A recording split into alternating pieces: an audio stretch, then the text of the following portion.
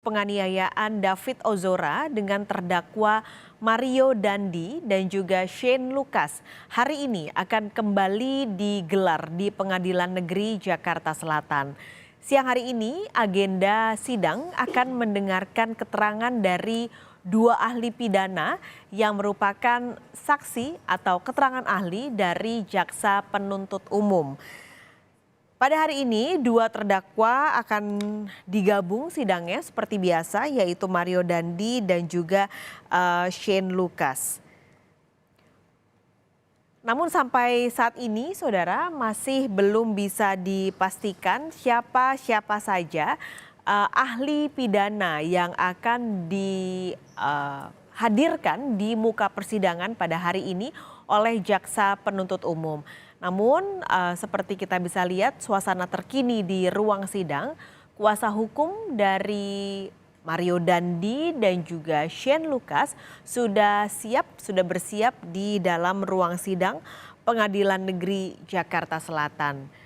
Ini merupakan sidang lanjutan dari kasus penganiayaan berat dengan korban David Ozora. Pada pekan lalu, saudara, sidang ini menghadirkan mantan kekasih dari Mario Dandi, yaitu Anastasia Amanda. Pada sidang pekan lalu, saat menghadirkan Amanda sebagai saksi untuk terdakwa Mario Dandi dan juga Shane Lucas, Amanda hadir menggunakan kursi roda dan dalam persidangan ini sempat pingsan. Meskipun setelahnya majelis hakim meminta tim kesehatan untuk mengecek apakah memang kondisi dari Amanda ini bisa melanjutkan persidangan atau tidak. Nah, setelah diperiksa oleh tim kesehatan, dinyatakan bahwa oksigennya baik, saturasinya, lalu tekanan darahnya juga baik, sehingga pada pekan lalu sidang tidak dihentikan tapi dilanjutkan karena kondisi kesehatan Amanda mendukung untuk sidang berlanjut dengan saksi Amanda. Kita akan langsung menuju ke Pengadilan Negeri Jakarta Selatan. Tifal Solesa sudah ada di Pengadilan Negeri Jakarta Selatan. Tifal, kalau tadi informasi terakhirnya yang saya dapatkan adalah belum ada nama-nama dari ahli pidana yang akan dihadirkan pada siang hari ini dari jaksa penuntut umum. Nah, apakah sudah Anda dapatkan informasi dari Pengadilan Negeri Jakarta Selatan siapa-siapa saja ahlinya? Lalu kira-kira apa yang akan digali dari baik JPU maupun juga majelis hakim untuk persidangan pada hari ini? Informasi soal ahli yang dibawa oleh jaksa penuntut umum dalam sidang lanjutan penganiayaan berat terencana terhadap David Ozora ini sebetulnya berlaku dinamis. Awalnya dari kalangan pewarta menerima kabar akan ada satu ahli pidana yang dihadirkan jaksa. Namun terakhir konfirmasi yang saya dapatkan dari penasihat hukum Shane Lucas Lumbantoruan, Happy Sihombing, lewat pesan singkat kepada saya, ada dua nama yang akan dibawa jaksa sebagai ahli hukum pidana dalam sidang lanjutan pada hari ini yang jadwal seharusnya berlangsung pada pukul 10 pagi waktu Indonesia bagian Barat. Dua nama tersebut adalah Ahmad Sofian dan Alfitra.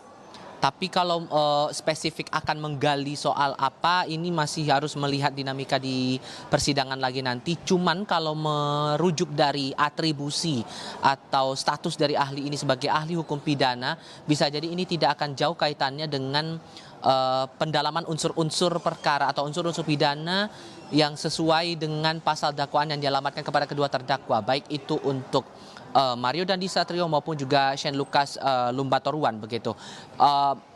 Untuk nama-nama lainnya ini masih butuh konfirmasi apakah akan ada perubahan, ini tentu berlaku dinamis sehingga ini juga masih akan kami kawal lagi lebih lanjut.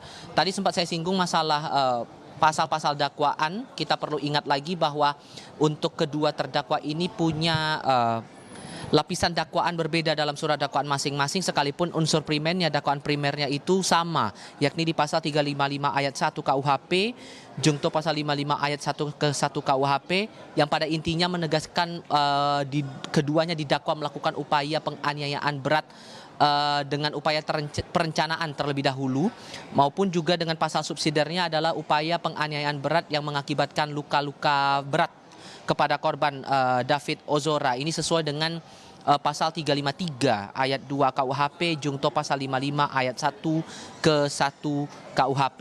Ancaman pidana maksimal untuk keduanya sama, yakni 12 tahun kurungan penjara, itu untuk dakwaan primernya.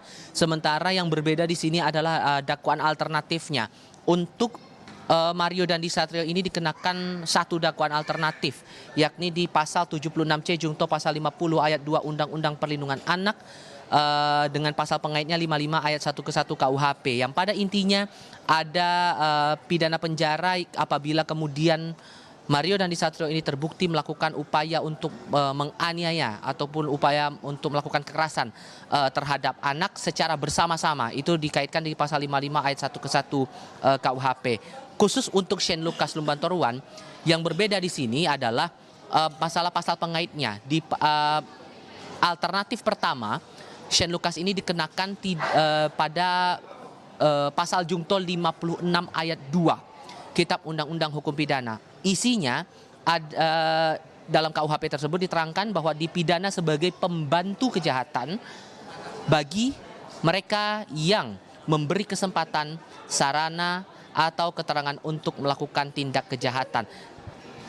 Kalau kita merujuk dari pasal-pasal yang didakwakan oleh kedua terdakwa, kemudian ahli yang coba dibawa oleh jaksa penuntut umum ini, kurang lebih tidak akan jauh hubungannya ataupun juga pendalamannya nanti tentang unsur-unsur pasal yang dialamatkan kepada Mario Dandi Satrio maupun juga terhadap Shane Lucas Lumbantoruan. Perlu dipahami juga Paskalis bahwa rencananya dari pihak jaksa penuntut umum awalnya kami ketahui akan membawa 4 ahli. Satu ahli sudah sempat bersaksi di muka sidang pada hari sidang hari Kamis pekan lalu. Satu ahli tersebut adalah ahli dokter IGD Rumah Sakit Medika Permata Hijau yang langsung menangani korban David Ozora sesaat setelah mendapatkan penganiayaan berat oleh terdakwa Mario Dandi Satrio bersama dengan Shane Lucas Lumbantoruan dan juga pelaku anak AG. Dan saat itu diterangkan oleh